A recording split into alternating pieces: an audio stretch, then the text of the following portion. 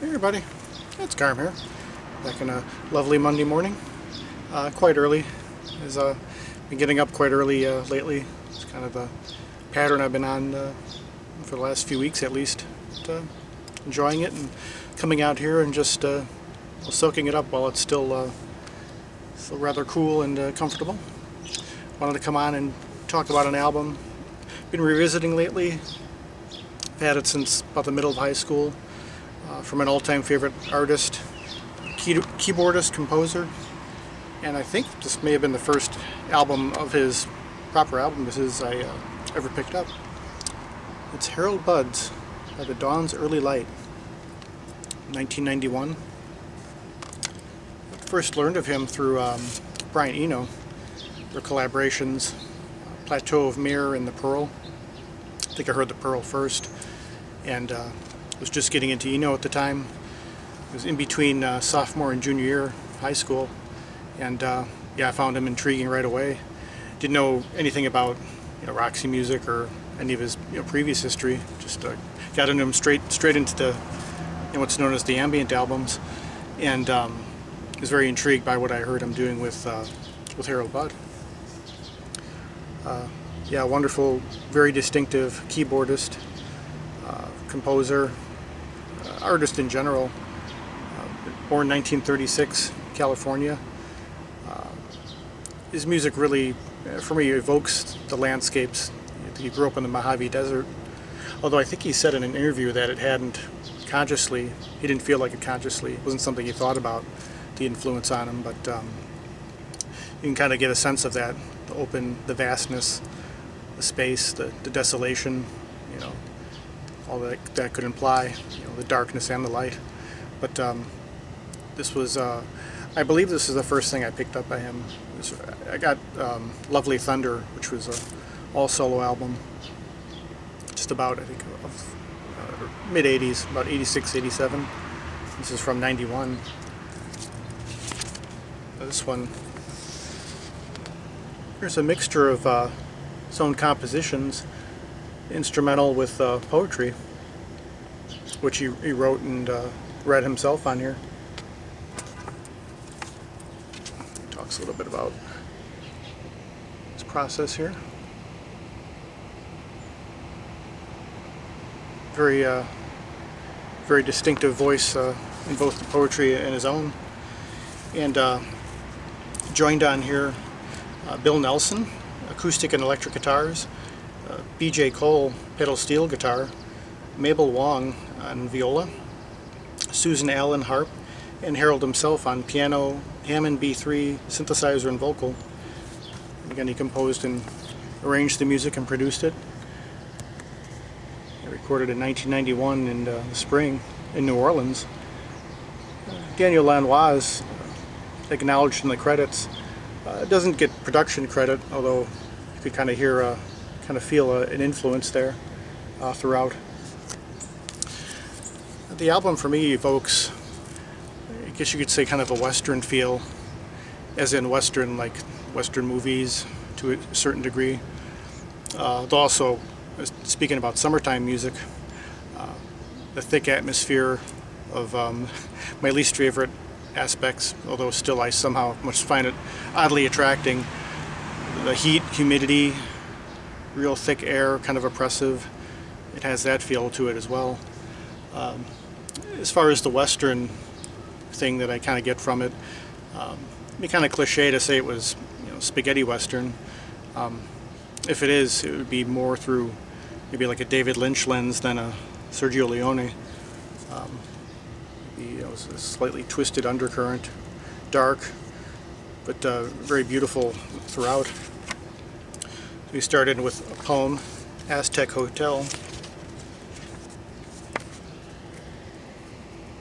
which for the most part, it's just his voice, and there'll be some very subtle electronic backgrounds, kind of reminiscent of, if you know the group Celestial Navigations, with Jeffrey Lewis, the actor, who wrote and narrated the stories, played these characters, and he had a group, a couple other fellows who would play these kind of electronic themes, textures, synthesizer and guitar, kind of has that feel to it, although a lot, I'd say, subtler, much more subdued, as his music is in general, Harold Budd.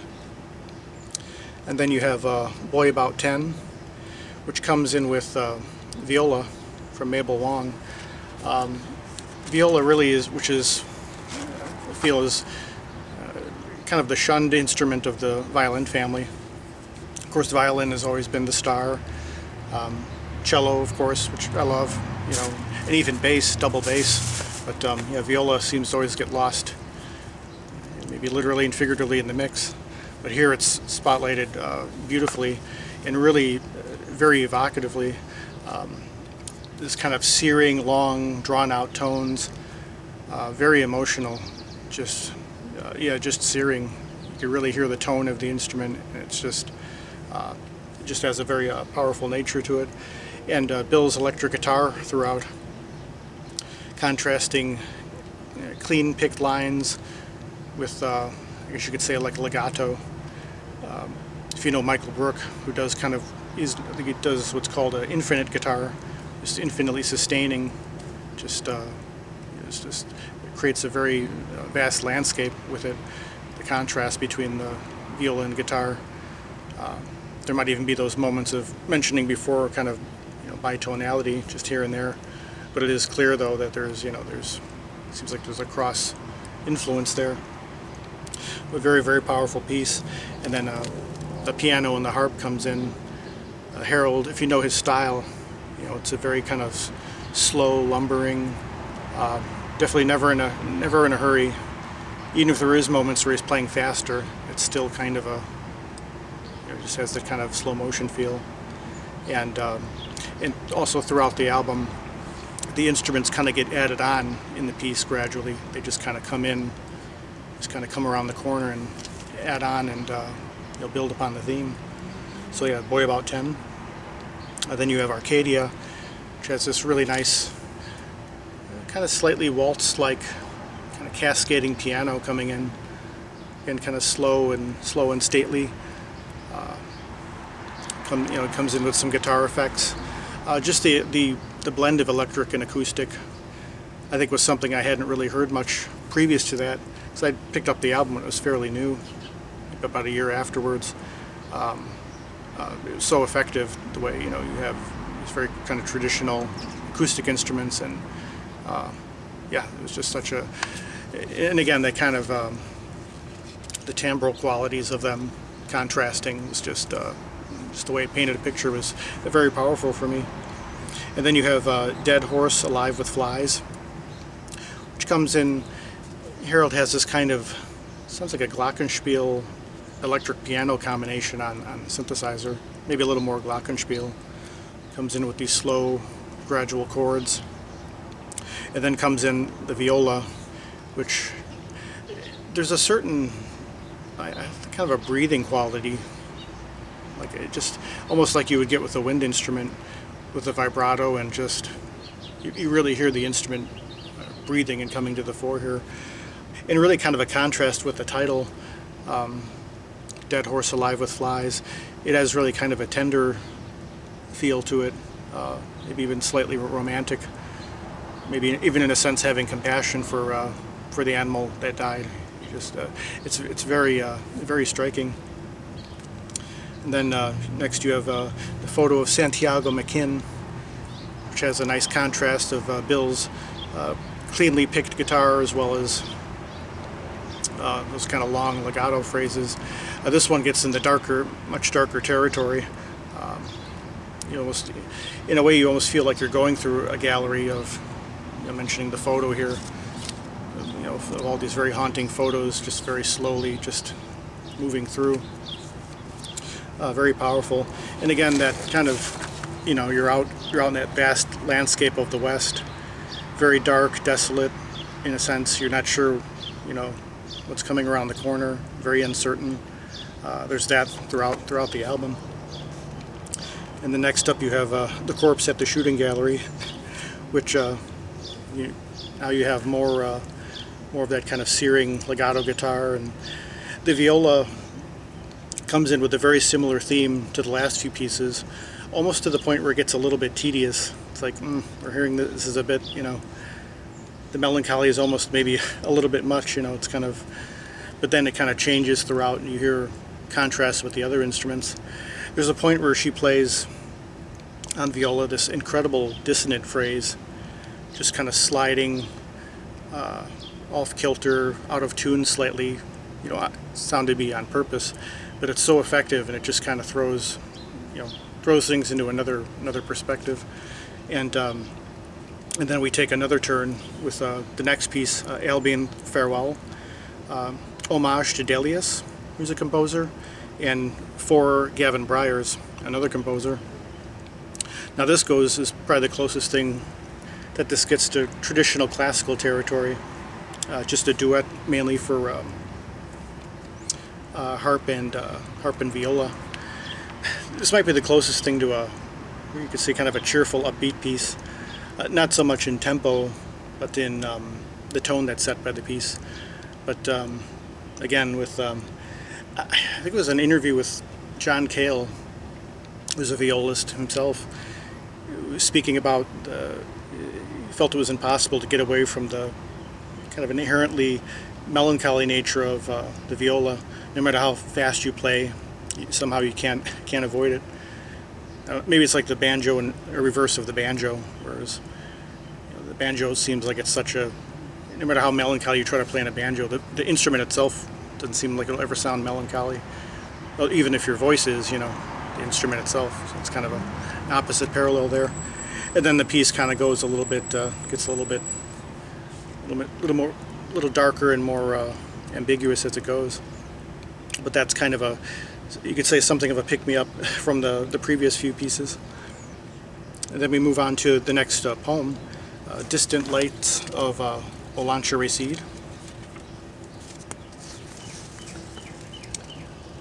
which again, you have him reading over a very slight or a spare electronic accompaniment, just kind of setting the thick atmosphere a little bit more. I read somewhere that they were comparing his voice to a cross between Garrison Keillor and Kermit the Frog. I'd say it's closer to Garrison myself, but judge for yourself if you hear these. And then we move on to Down the Slopes to the Meadow for Ruben Garcia. And this starts in again with that kind of glockenspiel-like piano, with more of the legato guitar. And here you're introducing a pedal steel guitar, which really sets up the atmosphere of where we're sounding to be at, kind of way out west. And again, has that kind of that darkness to it. But you kind of imagine tumbleweeds kind of going by in slow motion. Again, that kind of landscape, that desolate, somewhat bleak landscape, but you hear a little bit of hope there. Oh yeah, Ruben Garcia, also a composer, late. I think he passed away some years ago, but also a collaborator with Harold Budd. Did a nice album, Music for Three Pianos, which is really nice. Then next up we have She Dances by the Light of the Silvery Moon. It's a really kind of a waltz-like piece, starting in with harp. You have harp and some synthesizer effects kind of going in tandem, but also kind of offsetting each other. A very beautiful piece. A lot of this album does have kind of a waltz-like quality, where it's kind of starting in with the waltz, starting in with a little bit of a dance, and then it kind of goes off into something else, kind of slows down, and not quite sure how far it's going to go into that. And then next up we have Blind Bird, which is kind of it starts in almost like a viola bass duet. Sounds like the bass is being done on the synthesizer, like an acoustic bass. And this piece gets a little bit slightly more cheery to start, again superficially. And then out of nowhere you get some organ, guitar, and harp. Everything kind of comes in at once, but not in a jarring way, which I don't think I've ever heard anything by Harold which could be considered jarring. Everything is very gradual, everything You know, even when it comes in a little quicker, you know, it's kind of, again, it's kind of sliding in the back door sort of thing. But again, just sets up a very thick atmosphere. And then we have Saint's Name Spoken, which is the only piece that Harold actually sings on,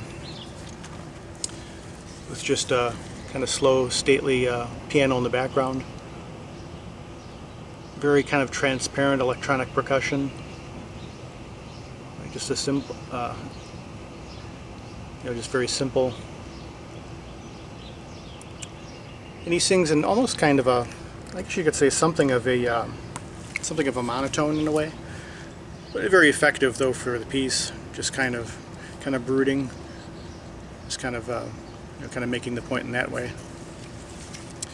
But, and then we have The Place of Dead Roads, which I learned. You can see it's marked there.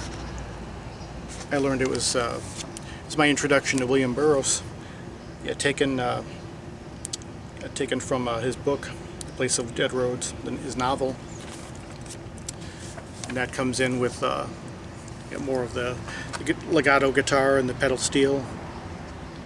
One of the more, I'd say, one of the more emotional pieces, maybe somewhat romantic. Not in a sentimental way, but just it's something that's more hinted at than overtly stated.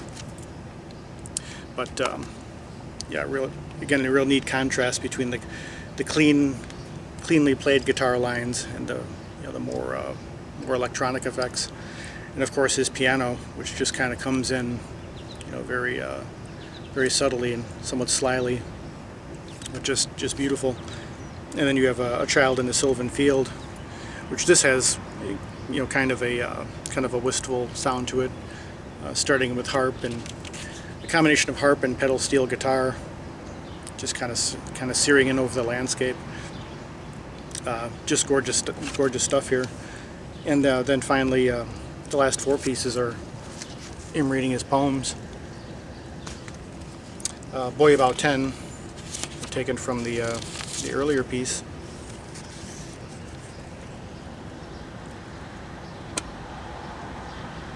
I think it was probably the first album I'd heard with anyone reading poetry on it too. So I got introduced to a few different aspects of just different modes of expression, kind of all on one album here.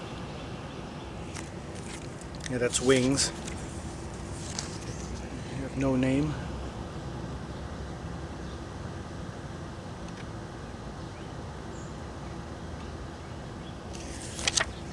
And Advent.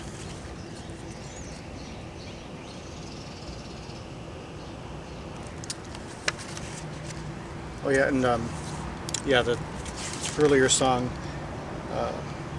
the photo of Santiago McKin refers to the captive white boy Santiago McKin, anonymous, 1886. There's this picture back here. He said he remembers coming across it and said it just wouldn't leave his consciousness. So here it is. So yeah, Harold Budd by The Dawn's Early Light. A great proper introduction to him, which at the time when I heard it, I wasn't sure if I was quite ready for it, but somehow I must have been, because I listened to it a lot back then, in the middle of high school, and something I've always come back around to, and even getting into so much other of his music, whether it was solo keyboard playing or string quartet. He's done things with the Cocteau Twins and Robin Guthrie from there, and various people, and again Eno. But yeah, this is one that's always been a real a standout for me. Again, so powerful, so evocative. Again, of that really kind of thick atmosphere, surrealistic, dark but not oppressive, but just chillingly beautiful. And again, the combination of how the instrumentation is used here, viola, which we don't hear enough of, the touches of pedal steel, which are incredible, Bill's guitar playing, again the contrast of electric and acoustic, and adorned and unadorned, in harp, just the way it all comes together. And then you have Harold himself, just kind of it almost has kind of a sense of leading from the rear rather than orchestrating in the usual sense, or lording over everyone, just kind of allowing things to unfold as they will, which is great hallmark of his music, the pacing. And yeah, I couldn't recommend this enough. And yeah, it's a nice introduction to him, I think, in general. If you just want to hear him, both with the ensemble and what his playing is like. So yeah, so much could be said, and I don't know, it's just one of the great ones for me. So yeah, Harold Budd, by the Dawn's Early Light from 1991. Yeah, very much recommended, and something I'd wanting to come on and talk about for quite a while. So yeah, just want to come on nice and early. It is actually kind of, well, when I started listening, gave it another spin before starting, it really was by the Dawn's Early Light, so fitting enough. So hope you're all well, wherever you're doing and wherever you're at, and we'll see what comes next. Well, till the next one. Peace, love, and joy.